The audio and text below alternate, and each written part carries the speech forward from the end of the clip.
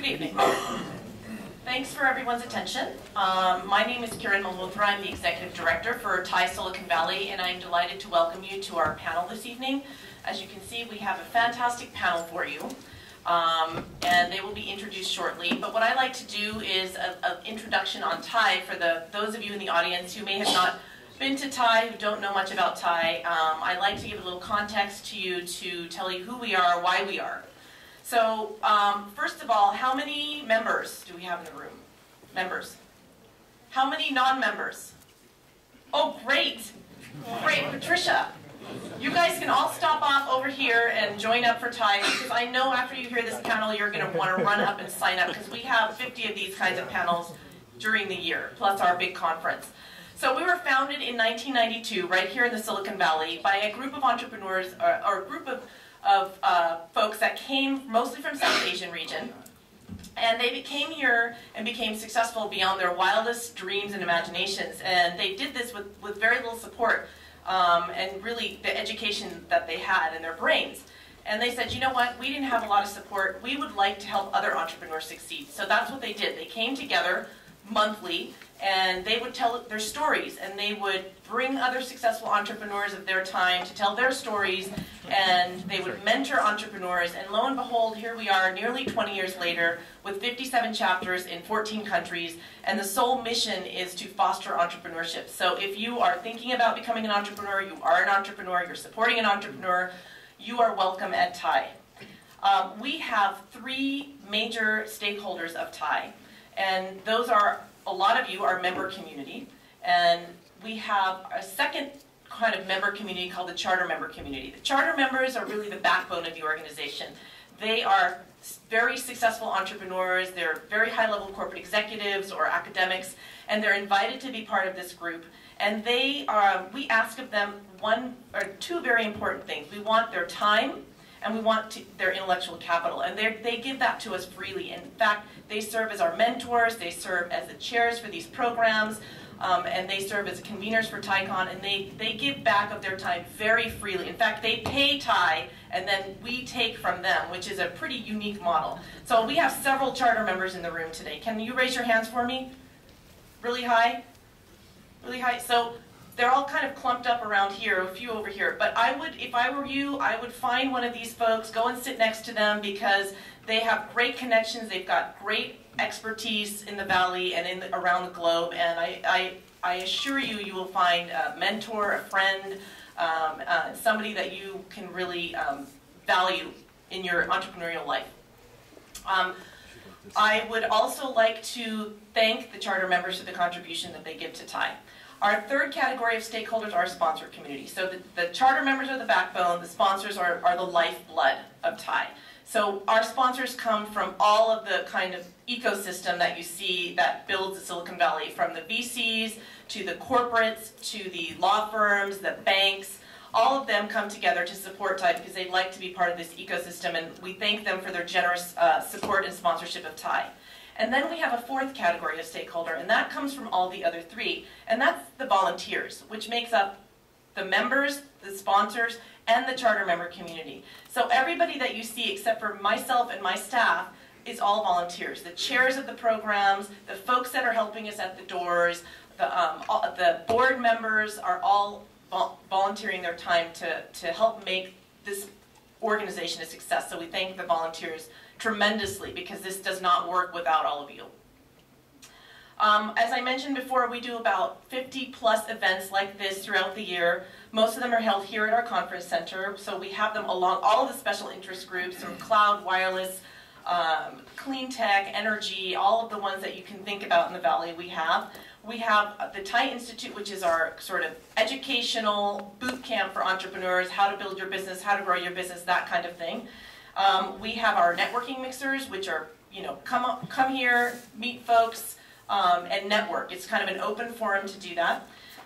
We just launched a program called My Story this year in March, and we featured entrepreneurs who have had very successful exits within the last 6 to 18 months. And we have that program every Tuesday. We just had a very successful one this past Tuesday. The last one is coming up on December 6th. And those programs have been tremendously successful. And we have our TiE Angels. I know many of you are looking for angel funding, or you know somebody looking for angel funding. TiE Angels is the place to go. We launched this program about a year ago, and we have funded 10 companies to about $3.5 million, and we have 4 more in the pipeline in due diligence. And so if you're interested in the TiE Angels, I encourage you to check out our website or come and talk to me, and I can give you more information about that. It's a great program. It's been very successful for us. And then we, of course, have TiECon. How many of you have been to TiECon before? So many of you have been to TiECon. You know it's in middle of May. It's May 18th and 19th next year at the Santa Clara Convention Center. And I'm proud to tell you that TiECon was noted and listed in Worth magazine in September as one of the top 10 conferences for ideas and innovation, along with the World Economic Forum and TED, which we think is a huge honor for us, given that, you know, again, this conference is put on by 5 of our staff and 400 volunteers. It is an amazing conference if you haven't been to it, and I strongly suggest and recommend that you put it on your calendar for next year. And then, lastly, I'd like to thank my staff. I'd like to thank the board of directors. I don't have many usually I have 3 or 4 board members, but I have one today, Naveen Bisht, who is our program chair. And so thank you everyone for coming. Thank you for your attention. Thank you for the panelists for your time. And I'm going to turn it over to Naveen to introduce everyone. Thank you.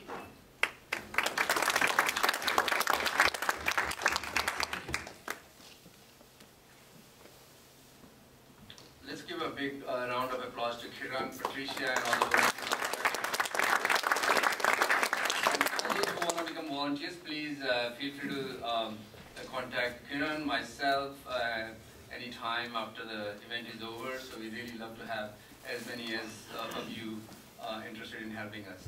So without taking too much time, what I wanted to do was just introduce our co-chair, Gopal Garg, and then he'll introduce the panel.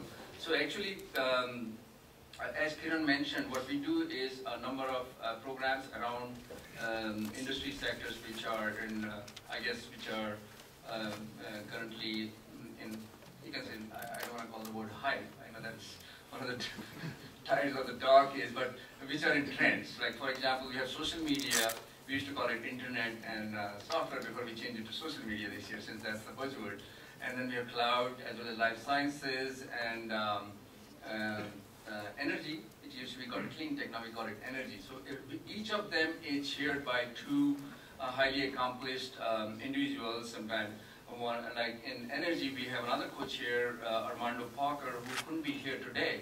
He is a general partner with Apex Venture Partners in Chicago, and he comes all the way to hold the event from Chicago to here.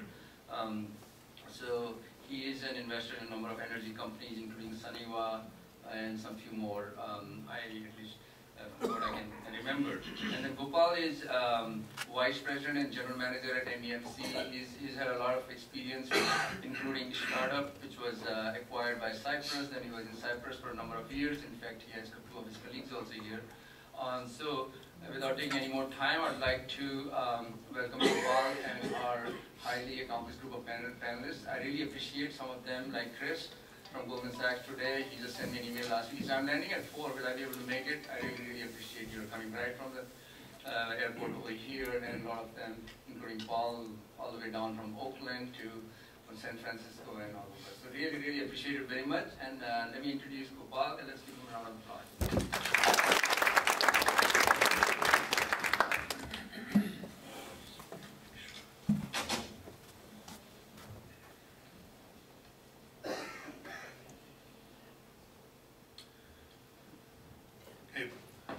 We just use the word cloud, and we're talking about sun. How many of you think cloud is clouding sun? Well, I don't think so. Anyway, my name is Gopal Garg, and I have been honored to moderate this discussion today. I'm helping TiE. Thank you, TiE. And thank you, all of you, for making it happen on a Thursday evening. And I just want to make sure that you guys are comfortable with your wine, water, food, tea, everything. Because this group of panelists is a distinguished and diversified panelists, and you will not be able to get up from your table to get a refill. So if you want to do that, this is the right time to get a refill for yourself. You know, the title today is after the hype. I don't know how this got started, but anyways, the market trends and opportunities in the clean tech revolution. And I think hype is not always bad. We were here in 2000, 99, 2000, when there was a hype about the bandwidth, the internet industry, the networking industry. What happened after that? The hype went away, but all of us have the new industry called the social media. That wouldn't have been possible if there was no hype. So there are opportunities that happen after the hype. Now, it is always an evolution, and the human evolution is natural. This is the last picture. Just this was funny. I saw it.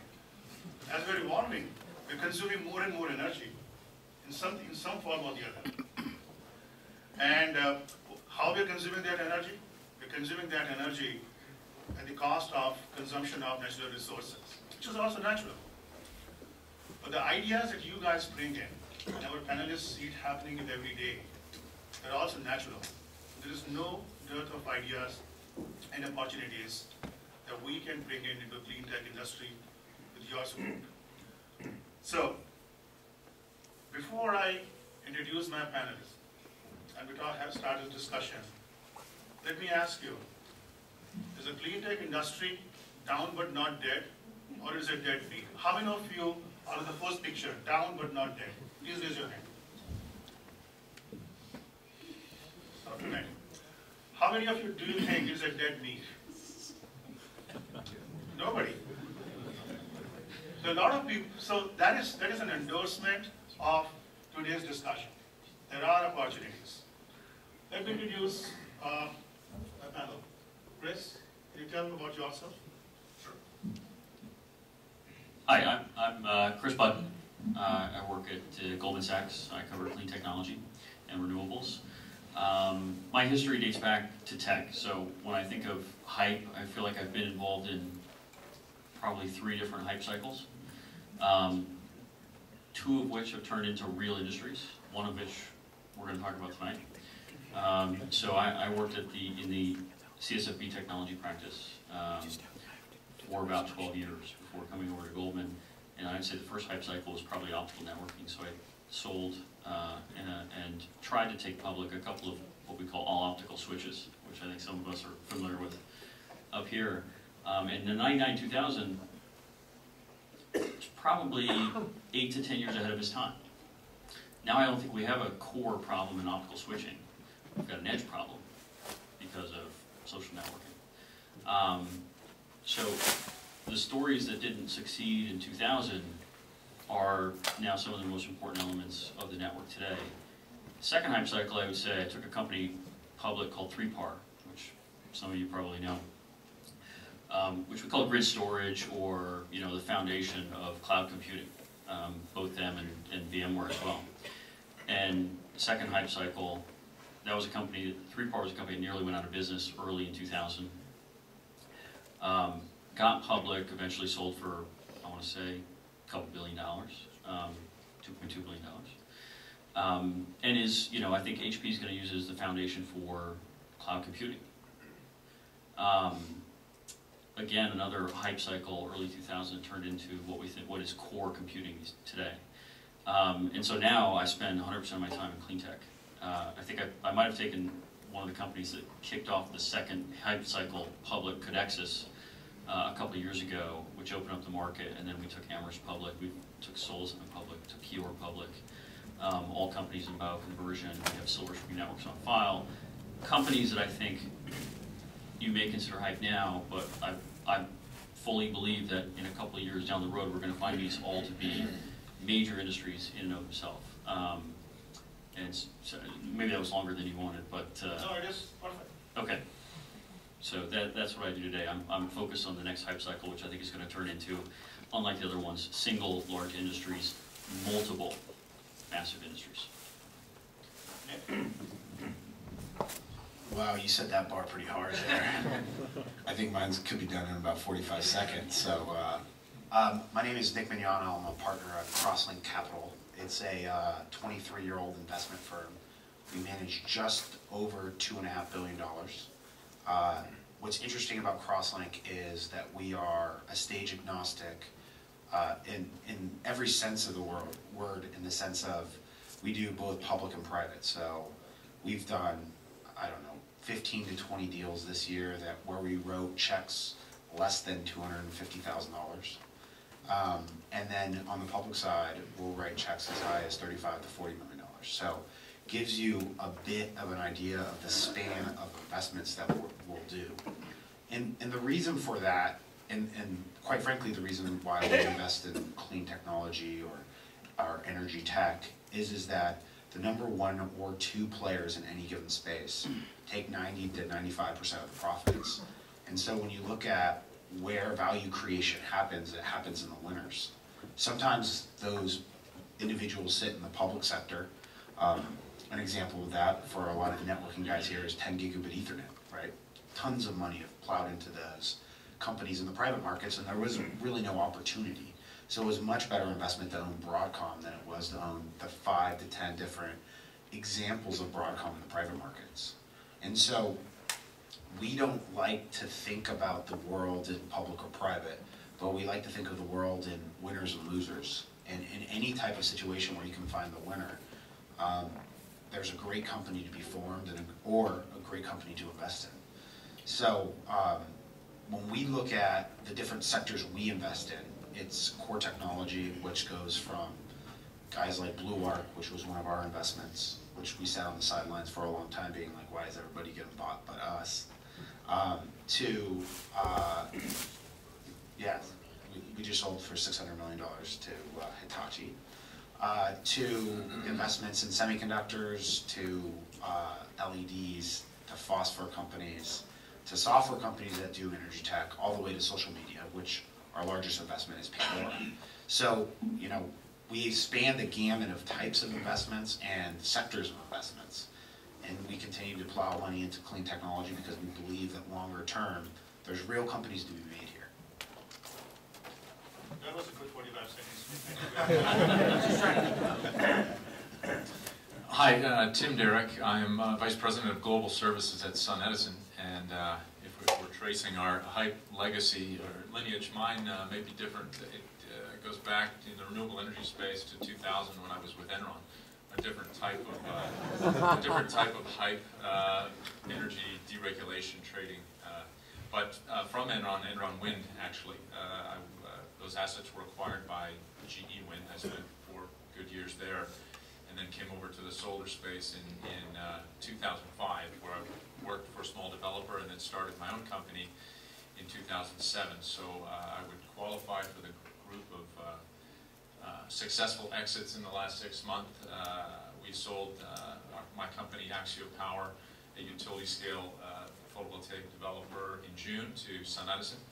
And I'm happy to be at SunEdison in a very different role, entirely different. I've spent my career in developing projects on the very front end of projects.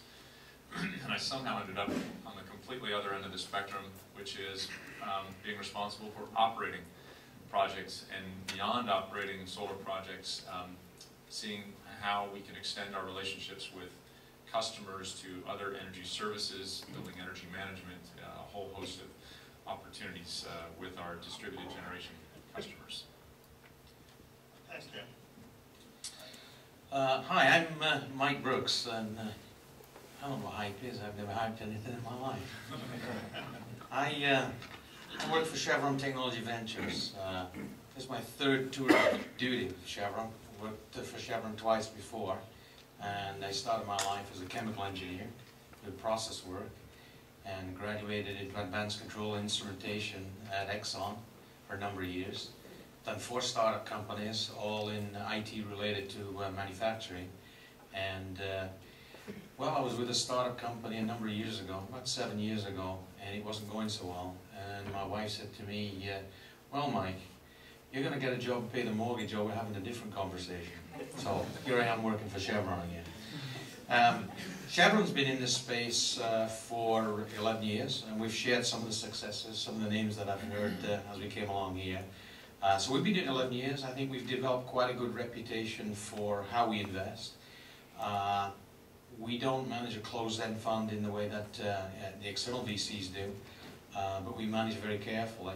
Our focus is always on technologies that align with Chevron's core business. We go looking for these. We like to get early stage companies. We like to get involved to help them develop, mature those technologies, as we did with Blue Arc and others. Aligning with Chevron's core business can mean a lot of things. You know, we do a lot of Cleantech work. You know, we're into biofuels, understanding all that that means. We've done industrial wireless. We do things that go down the hole, you know, like laser-powered drill bits, which we just invested in. Imagine being able to put 21 kilovolts down an optical fiber. We do lots of work in optical sensing. We chase the supercomputer business very, very hard. It's a continuous cycle. You probably don't know, but we probably use more supercomputers than anybody outside the US government. So we're very interested in that and follow that pretty hard, which is why we got involved in things like Blue Arc. We're doing some work in cloud computing. Just yesterday, completed an investment in mobile solutions, mobile access to enterprise applications in a very, very secure manner. We have very strict regulations on how people can attach from phones and tablets into our network. So we invested in a company that does that yesterday. We've done things like proppants, you know, those little tiny balls that they put in when they're fracturing wells to make sure that the cracks stay open after we've finished putting high pressure water there. Invested in a company doing water cleanup. We kind of have the opinion that we're a lot more short of water than we are of oil. There's lots of oil. The big problem with oil is we can't get to most of it. So we're very interested in other technology that can help us get that oil. We're very interested in following biofuels and everything that happens there. We take a corporate position that we're very short of energy and that problem's going to get worse, and we're going to need all the energy in all the forms that we can produce. So we are actively involved in all those. So we've been doing it about 11 years. We're a strategic investor. Sometimes strategics get a very bad name. I think we've developed quite a good reputation. I think we play fair in the game. We start in the beginning and we go to the end. Even sometimes when they divert a little bit from our core strategic direction. So, and that's good because that's how you get invited back to the parties. Thank you. We won't all the way this time. We'll see if we can keep a couple down here. My name is Paul Straub. I'm a partner at Claremont Creek Ventures, and we have just about $300 million under management, and most of our focus is in the areas of energy technology, healthcare technology, and also a few other technology areas like payments where we have some background and expertise. On the energy side, I'd say we take a different approach probably than a lot of folks who have been investing in clean tech, and that is that, you know, if you think about clean tech or energy broadly speaking, so 10% roughly of US GDP is spent in energy. And you've heard here a wide range of different types of applications and ways that people think about making investments in this area. And for us, given the fact that we like to get involved very early at a seed stage, we like to be either seed or Series A investors, it's difficult to imagine investing in companies that are going to require hundreds of millions of dollars in capital to compete on a single dimension of how cheaply you can produce a watt. So we tend to look for opportunities where there's another dimension of value. I mean, these are huge, energy, broadly speaking, there's, you know, huge investment in existing infrastructure, there's a lot of regulation, there's oftentimes the necessity of delivering a product and manufacturing, supply, distribution chains. So it's not an easy thing to disrupt, just like creating a new market online or in the cloud. And so we look for opportunities where you can get to some commercial proof points or technology validation points fairly cheaply and quickly. And like to believe that we'll be able to find good opportunities that can address big problems, but that can do it in a way that's more in line with traditionally what IT investing has looked like in venture capital. And so that's the approach we take. Hi, I'm Cyril Ventura with Bosch Ventures. Bosch is a large German corporation. Some of you might know it from either spark plugs or dishwasher. But actually Bosch is a, as I said, large 50 billion euro company, so 70, depending on conversion rate, $70 billion, and is active in three main fields. One is industrial, that's about 15% of business, linear drives, hydraulics, pneumatics, etc. Part of that is also solar cells. Bosch in 2008, speaking about hype, acquired a solar cell company. And the second field we are active in is consumer goods and building technologies, which is 25% of business. These are things like security systems, power tools, and home appliances. And the rest is 60%, which is automotive, and we're basically tier 1 supplier to all car manufacturers in the world. Bosch Ventures invests in companies which are of strategic interest to Bosch. We have 4 technology fields that we invest in: controls and automation, which is sensors, electronics, power electronics, but also such things as robotics and industrial technology. Then we have what we call energy and environment. Well, it's Cleantech basically. We don't do biofuels, but pretty much anything else technological in this area.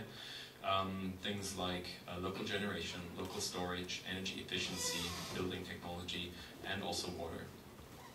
The third field is what we call enabling technologies. More software-related topics, things like human-machine interface, device-to-device communication, so the notion of Internet of Things, but also security systems. And the last part is healthcare. There it's mainly about remote patient monitoring and point-of-care devices. Our fund is pretty much set up like any institutional investor, as you would find them on Sand Hill Road. We have a fund which is allocated to us from the corporation, and it has a 10-year lifetime. Our first fund was 200 million euros, so $300 million. 2/3 of that allocated for direct investments, 1/3 for indirect investments. So we also invest in other venture funds. We will close the investment period of this fund end of this year, and we'll start investing into a new fund which we have just been approved with, which is of a similar size. Regarding investments, we lead, we co-lead, we follow, whatever is necessary. We do not do invest in seed stage, but Series A upwards, and we try to have a balanced portfolio across all stages and also all technology fields. Bosch is a very technologically driven company, and so our investment also comes always from the angle of technology. So we want to bring innovation to Bosch, and hence we tend to be a little more technical than some of the VCs, and some people say we want to really know where every electron goes. Well, that's just the way our corporation works. Nevertheless, we have done so far 10 investments, and we will continue doing that for the next fund. Thank you very much. Please join me welcoming the panelists. Okay, I've been thinking about how to really set the stage over here. What I realized is that this industry, the clean tech industry in particular, is very unique from the perspective of creating a whole ecosystem around it. I mean, having a concept on the drawing board and taking it to market, you not only have the VCs or the companies, you also have the governments, the regulatory bodies, and multiple engineering skills that is required for putting the whole product together. So it's a much more complex industry than most of the industries we have come across. But there's an example of an equally ecosystem-friendly or ecosystem-creating company. And if you look at, compare Apple, where Cleantech was, where Apple was, where Cleantech is, and where Apple is. Cleantech was $475 billion market cap of publicly listed companies in 2007. At that time, Apple was $140 billion. Today, the whole Cleantech worldwide publicly listed companies is around $140 billion, and Apple is $370 billion. What happened? What, 2007 a high? Is it undervalued today? Or will it come to real valuation in sometime sooner? Let me start with Chris. Chris, what do you think about it? And by the way, I just want to, before to start, I want to show you, this is a file that Chris has shared with me. This is how the whole Cleantech some of the IPOs have performed in the last couple of years. So what do you think about those three situations? Is it hype, undervalued today? What will happen? Yes, yes, and yes. I would say, first of all, thank you for having us here. I'm involved in ITLG, which is an Irish technology leadership group, which does something very similar. I think it's hugely valuable, and I think what TiE is doing is great. So thank you for having me. I think a lot of it is, it's just the stage of the company and the stage of the opportunity. So there is tremendous opportunity. You can look at any company in clean tech about the potential where they could be. It's absolutely enormous. But the stage of the company is very early. And so there's a lot of belief that goes into these stocks. I'm talking from a public investor standpoint now. So when confidence is high and people are excited about investing in the next several years, you get a much more forward-leaning, forward-looking perspective on how to value a company. So when we took Codexis public in 09, I think it was, I had investors looking at 2015 PE, discounted back to today. So there was a forward-leaning, forward-looking valuation approach. Everybody felt good. The economy was strong. The opportunities in the biofuel space, biochemical space was enormous. When confidence erodes, when there's a tremendous amount of risk, the public investors, probably the private investors, they stop looking 5 years out and they start looking 5 months out. And when they look 5 months out, we get the volatility that we show here today, which I think probably is a majority of what you see in the collapse of the half trillion to 140 billion in clean tech. So that would be. So yes, I think we are undervalued today in a very meaningful way, but partly it's because public investors are feeling now in a risky environment like they're taking venture risk. And venture risk is for these guys, not for them. So you get a very volatile stock, which is exactly what we've seen. Nick, what are your, excuse me. If these stocks are undervalued, or if the whole clean tech is undervalued, what do you think is the opportunity for the private investors in the companies that are undervalued? And is it a good opportunity for private investors to take a bigger stake in the company? And before that, what are your views on these three questions? So I'll go to the latter question first. I hesitate to guess that of that $475 billion in 2007, and let's call it $140 billion in 2011, depending on what the day is, it's probably lower now. I'm guessing 70% solar? 65? 70, 75% solar. So you go back to 2007 average price per watt peak was about $455. As of yesterday, spot pricing for first tier Chinese solar was about $1. So, aggregate pricing is down 80-85% in 4 years. Volumes are probably up just above 2.5x. So, you do the aggregate demand, industry shrink. You look at Apple, in 2007, had just entered the mobile phone market, which is the largest semiconductor market, arguably the largest OEM handset market in the world. So what we're looking at today is a company like Apple, which has created a sustainable advantage and has a very strong product cycle working for it, and has worked for it for the last 3 years. And what we're finding out in solar is that it's looking more and more like the DRAM industry of of the 1980s, basically when Samsung and the Japanese entered, where Intel had a virtual monopoly for most of the time. So is it undervalued or overvalued? I mean, right now, most of the public solar stocks aren't making any money, so it's really hard to understand what's the right number to put on it. And there's a lot of companies in the public solar market that will be acquired.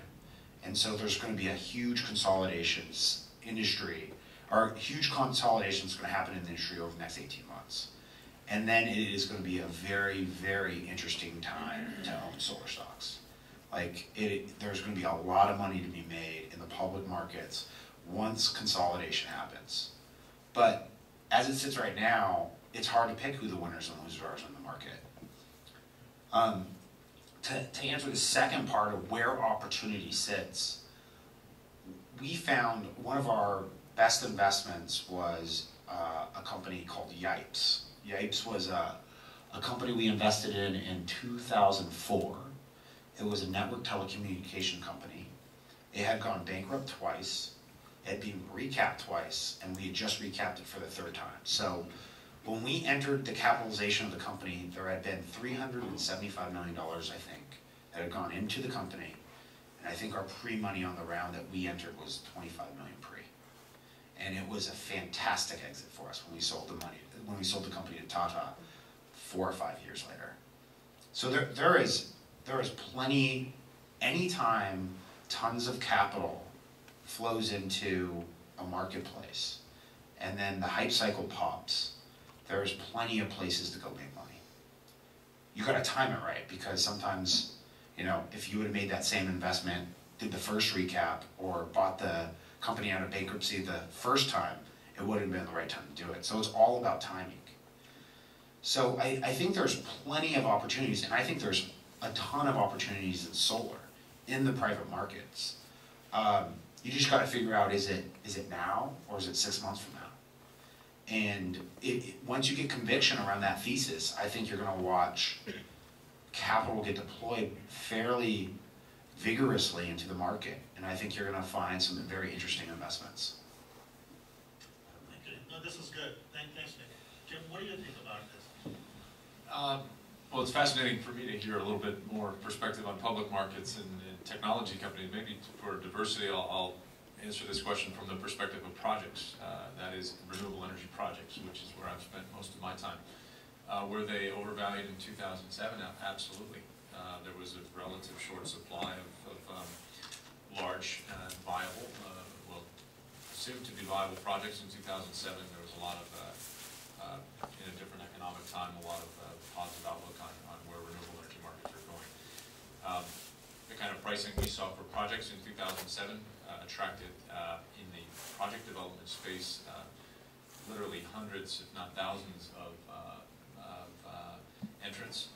And the issue in renewable energy solar product development is that the buyers are not discerning in terms of quality or viability of projects. And utilities that buy on the basis of low cost or least cost best fit, which is 99% least cost, and maybe 1% best fit.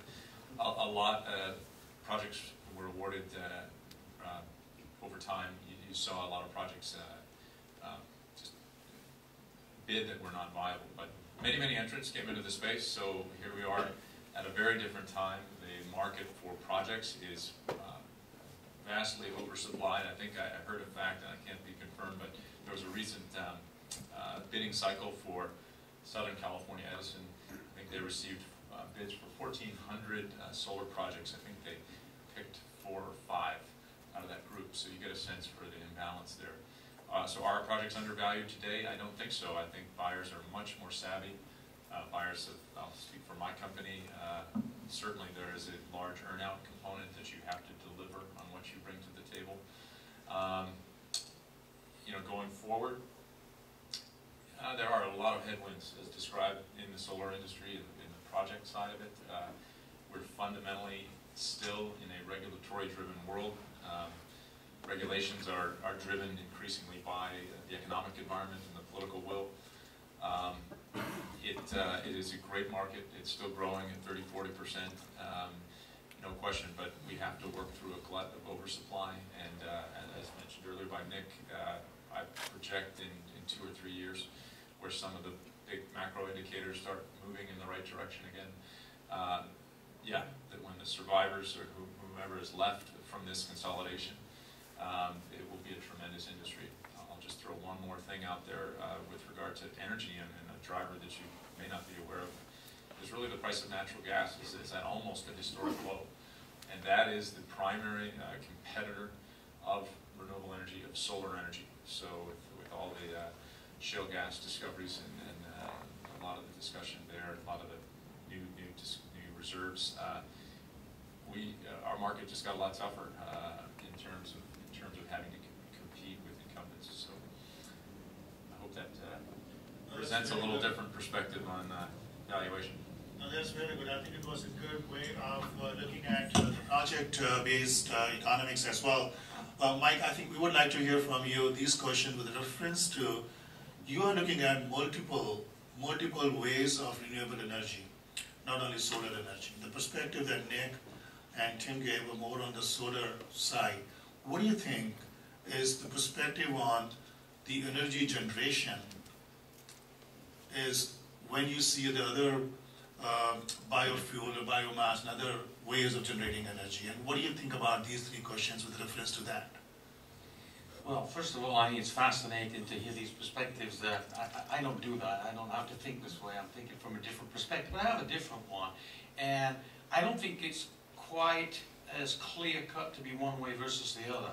Now, I don't commit the numbers to memory, but I do remember over this time period, back in 2007, we were paying enormously high prices for crude.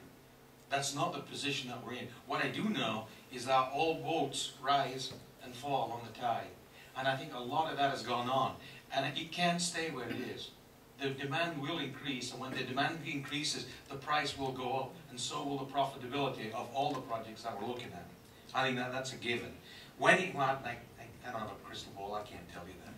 But yes, we look at all these different types of investments, and we look at them very seriously. We look at for all these types of energy generation to be able to stand on their own 2 feet. I was just saying earlier when we were chatting, it's okay for subsidies and things to get things over the hump, but we're looking for these things, to stand alone. When we start looking at things like biofuels, which are very, very interesting, the cost of supply, the cost of manufacturing is an enormous, enormous obstacle to anybody trying to do these things. It's an enormous obstacle. We look very hard at the ways to do it. Exxon looks at a different way of doing it. They want to fix the front end. They're looking for the best ways for algae to work as efficiently as they can to make something. And we look at some of that, but we'll look at many different ways of what's going on.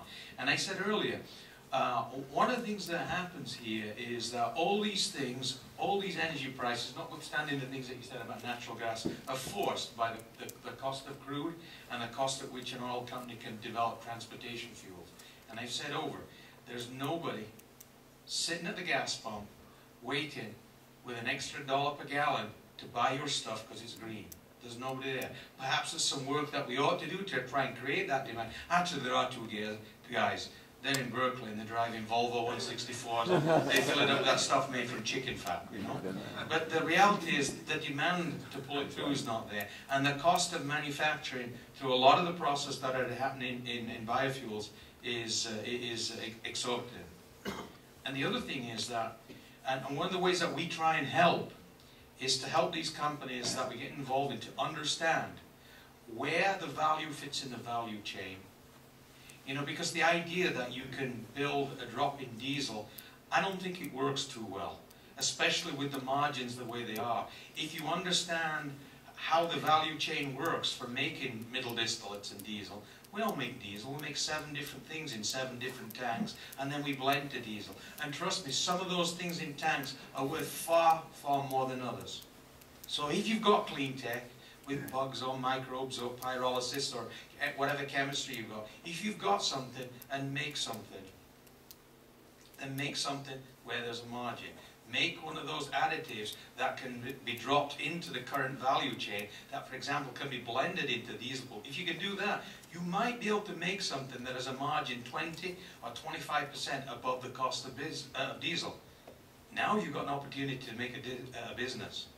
I mean, I told these companies, do you really want to go into a business, that's characterized by massive volumes and razor-thin margins, where the candy bars in the gas stations make more money than the gasoline? It's a business where we advertise our prices on billboards 10 feet high, 20 yards from somebody else advertising the same across the street. Is that the business you really want to be in? If you've got this stuff and you can make something, I remember I followed Gordon Bethune, who was the ex-CEO of Continental. I gave a keynote speech after him at a conference one time. And I remember what he said before he decided to take over Continental. Him and his partner spent 2 weeks looking through the books. And he said they drank a bottle of wine each every night for 2 weeks. And while they're doing this, they were taking notes. And his partner said, "Do you know what? You can look at some of these flights, they're only 37% full." And Gordon Bethune said, "I tell you what, write this down. Only fly to where people want to go." And it goes the same here. Only make things that people want to buy. And if you can make something, make the stuff that women pat on their face. They pay $100 an ounce for that. You know, so be careful how you build your business. Thank you. Also, sit down from a small company investment, and what do you think about where this, about these three questions, and where do your investments fit into making use of what the market is looking for? So these are all really interesting points, and I think, you know, I don't follow the public markets closely enough to really be able to tell you are things undervalued or overvalued. I think that looking only at private investment, there was certainly a hype cycle. I think there was an expectation of access to finance and probably of a different regulatory environment a couple of years ago, which drove a lot of investment on the private side. I think, you know, for us, this is a look at sort of a pure play cut of a select group of public companies. And the question is, so, okay, is Nissan a clean tech company? Is GE a clean tech company? Is Honeywell? Is it Veolia? I mean, you can go down the list. These are all companies that are potential customers or investors, partners, or acquirers of companies that we're investing in. They all have, you know, big businesses that may not be clean tech, but they're all going to be required, I think, to deploy a lot of the new innovations that people are working on broadly, globally. So I think we look at where we can invest in companies that can drop into an ecosystem or partner with larger companies, because that's going to be required. There are some cases where you can build a completely new business or disrupt an industry. But I think, as I alluded to before, you know, we're looking at things that have a different dimension of value than just the cost per watt or the price per gallon. So, an example, you know, I won't get into pitching the portfolio too much, but you asked me, so I'm going to tell you now. We have a company in investment company called Clean Power Finance. We love the fact that solar prices are plummeting, because what this company does is it provides software to residential solar installers so that they can run their businesses more effectively, and then they have a suite of finance offerings to help facilitate the sale and purchase of those systems. So, you know, it's a great thing when all of a sudden the cost of solar is dropping, because all of a sudden it opens up huge new chunks of the market and also drives their business. Thank you. Yeah, so I think regarding the hype, I've been following the solar sector, and in 2006, if you went to the SPI conference, the Solar Power International Conference, it had just jumped from about 200 people attending to 3,000. And it was just funny because people said, oh, this is like 1996 in the internet space. And actually, yes, it looks like it actually was. But at that time, the boundary conditions were just such that, for example, silicon price was, so polysilicon was at its peak. And so everybody looked for ways to reduce the overall cost and, for example, go into thin film. Nowadays, it's completely different. So what we are looking for right now is things, as we have a smaller fund, we look at more capital efficient deals. So for example, balance of systems is one area which is of interest, because this is a place where you can still reduce the cost of the whole installation rather significantly. And so, if I may say, we have one investment in that area, parallel connection of DC modules. a DC-DC booster and parallel connection of solar modules. And this is going actually rather well, because here the value proposition is that you reduce the cost of the overall installation. But if you look for such things where you, with a rather small investment, you can get a big part of the value chain. That's kind of what we're looking for at the moment. Well, thank you very much.